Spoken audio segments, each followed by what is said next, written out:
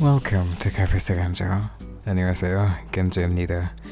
It feels funny to say that out loud because if you follow me anywhere, you know that this is not exactly what I usually do. I draw, I make music, I overthink, I vanish for months and then I come back with a new project. And now, apparently, I cook on camera. Because why not add one more little strange passion to the shelf of things that I swear that I'm doing on purpose? Life is really miscellaneous, and so am I.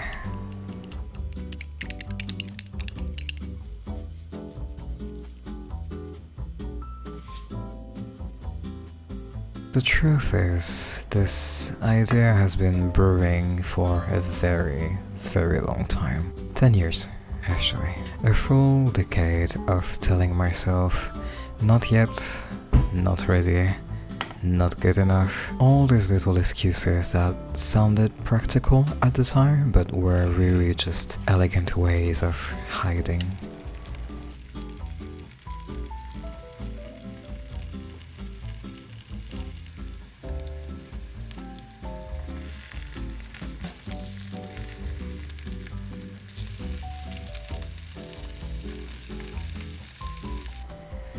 I've spent most of my life carrying shame without even noticing its weight, especially around joy. Joy has always felt like something I wasn't really allowed to show, not publicly, and especially not in an obnoxious way.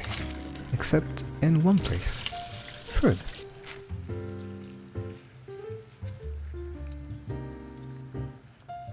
Everyone who knows me, and I mean really knows me, will tell you the same thing. I love food more than anything. It's the one thing that could always pull laughter out of me like it had the cheat codes.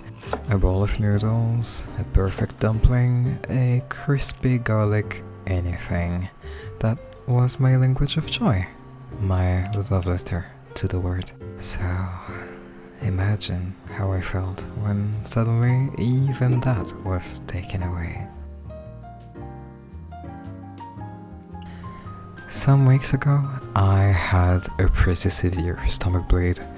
It knocked the breath out of me, literally and metaphorically. And since then, everything I used to enjoy, gone. I can't eat any of this yet. Not the dishes in this video, not the things I used to crave at 3 a.m. I'm healing slowly, awkwardly, frustratingly, and until my body catches up, I'm here learning how to find joy in a different shape. And that is pretty much how Cafe Seganjo was born.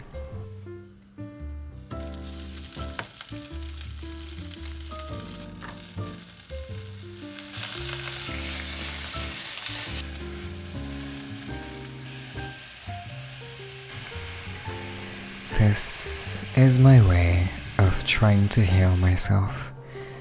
My way of doing something that matters, even if it's small, even if it's simple, even if it's just standing in a kitchen.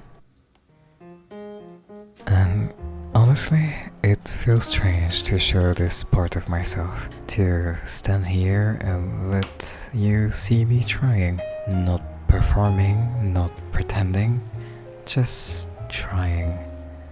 There's so much vulnerability in doing something you love when you're not at your best, but maybe that's the point. Maybe healing isn't about waiting until we're perfect again, and maybe it's about showing up exactly as we are, even if we're a little wobbly, a little lost, a little too emotional over the way garlic smells in a pan, just like me. So, this is me just trying and existing.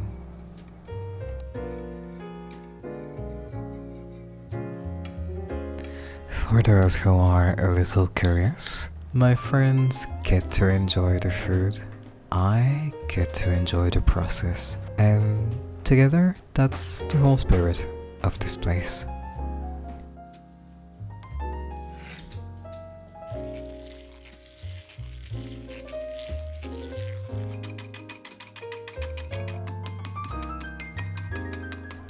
Grandpa used to tell me, cook for the spirit, and I never forgot that. Because to him, joy wasn't something you announced.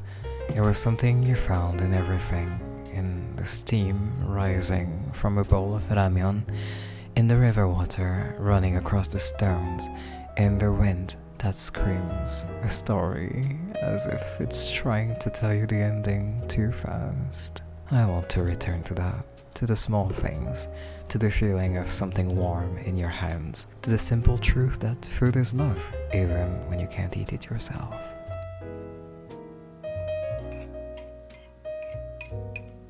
That little project is my way of doing that. My way of reaching for my dreams while the rest of my life feels like it's slipping through my fingers. Cooking brings honesty out of me, so honest is what I'll be here. Every week.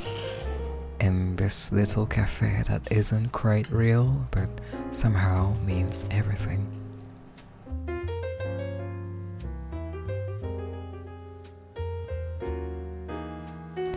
Trying to chase your dreams, well, that's proof that you're alive, and it is proof that I am alive as well. Even when everything feels really heavy, when the world seems to push back harder than you thought it could, the act of reaching, of moving towards something you want is a way of saying, I'm here, I exist, I matter. And yeah, there are trials along the way, setbacks, failures, moments where you feel like giving up, but maybe, just maybe, there's another path, another way to learn, to figure out a route forward, to discover something new about yourself along the way. Dreams have kept me alive in my darkest, quietest moments. The thought of creating, of exploring, of feeling free has pulled me through, and I would love to hear about your dreams too. What do you chase when no one is watching? For me, I just want to be free. I want to find peace. And maybe in this little corner of the world, in the steam rising from a pot, in a dish I made with care, well then, maybe I can take a small step closer to that.